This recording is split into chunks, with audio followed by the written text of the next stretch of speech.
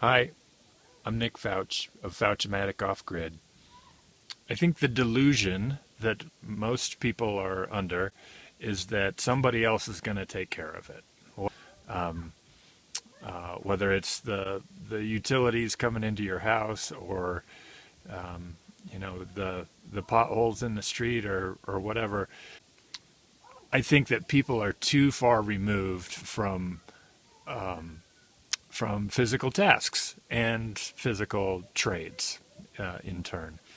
So I guess what I'm trying to do is, again, just cut out the middleman and be all of those things for myself.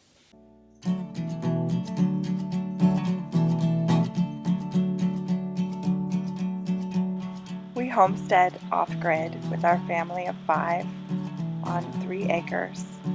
Today I asked Nick some questions about why. Why do I need to be a homesteader?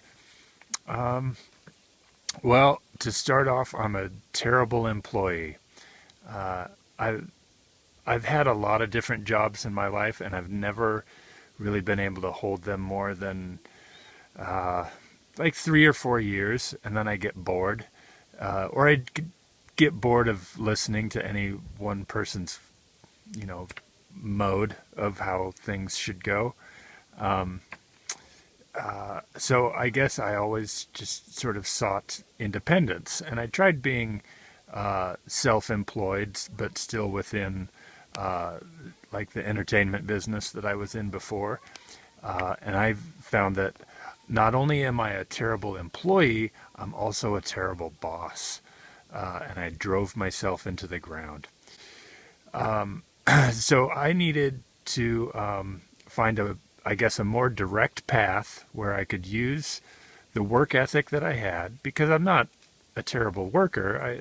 I can work hard, but I needed to find a more direct path between my ability to do work and the things that I needed to survive. And then that sort of led to examining, well, what do you really need to survive?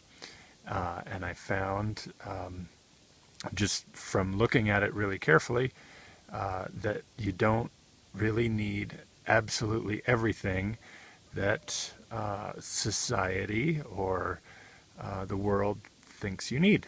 Can you talk at all about how you came to think all of this? Anything about your transition from where you came from? Well, my crazy wife really set me on. No, she's not crazy. All right, I'm not much of a reader. I don't educate myself well necessarily through reading. I learn more by doing. But in the time where we were sort of examining our situation, 4 or 5 years ago or whatever it was, I did do some reading. Some reading that really helped me was a book called Radical Homemakers, where this author, Shannon, she just laid out a bunch of stories of people living in a non-traditional way, meaning that they don't necessarily have jobs, or they don't necessarily rely on all of the things that everybody else relies on. So that was a great book because it showed me that however you want to arrange your life, it's probably possible to do it. We also read some books on finance and just how to value your own time and sort of what you go through in order to keep a full-time job, and that it becomes more than a full-time job.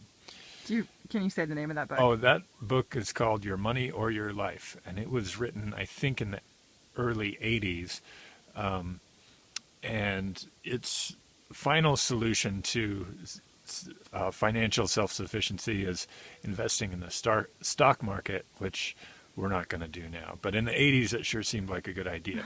But it had it has great exercises on just really examining how you spend your time and why you spend your time that way. and it just really got us to look at what was important, and that got me to think about separating myself from an employer. So you're also a family man. How does this work out, being a father and husband? Well, it works well. I think that I think I wouldn't necessarily have done all of this just for myself. Part of what drove me crazy about working for other people was that I wasn't in control of my time, and so I wasn't in control of my family time either. My employers were always in charge of what time I got to spend with my family, and I thought that's not really their business. So it affords me more time to be with my family, but also directly provide for my family, to cook meals and make the things we need, and work on the systems that sustain us. I definitely think I'm lucky that I have the family that I have.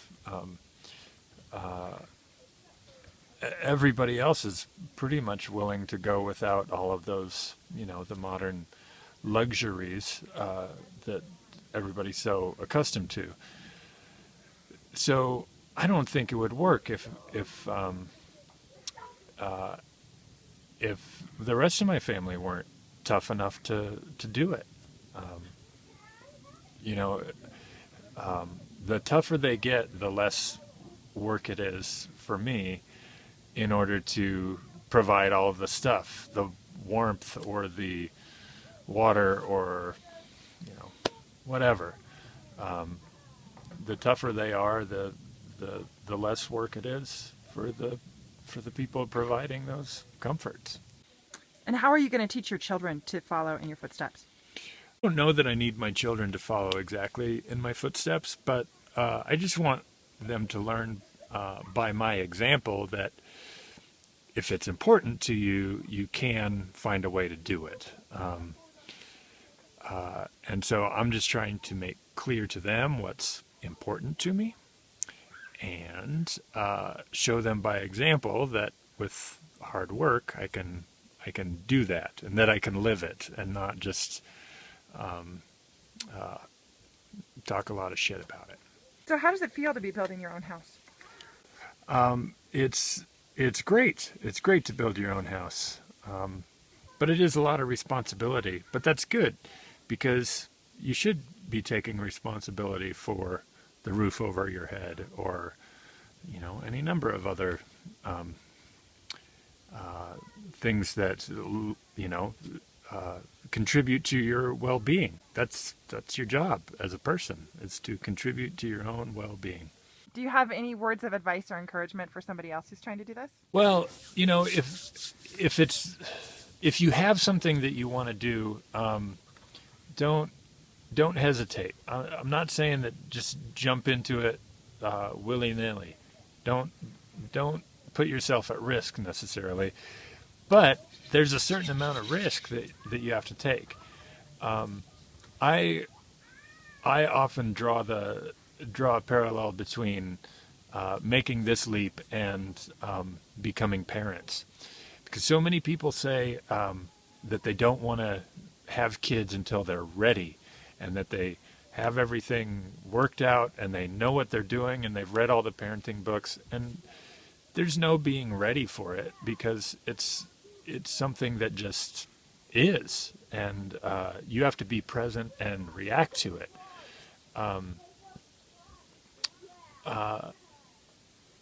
So if you feel like it's something that you want to do, and you feel like you're capable of doing it, those are really the most important things. So you're never going to be ready, because you don't know what's going to happen before it happens, I guess, in both those cases. So I would just say go for it. Don't wait too long. Do you have regrets about how we've done it? I don't necessarily have regrets. I always think that I could. I guess I think I could have studied harder or um, or connected the dots more completely on any given project. But um, but like I just said, there's something to be said for learning, through experience rather than entirely learning through a book.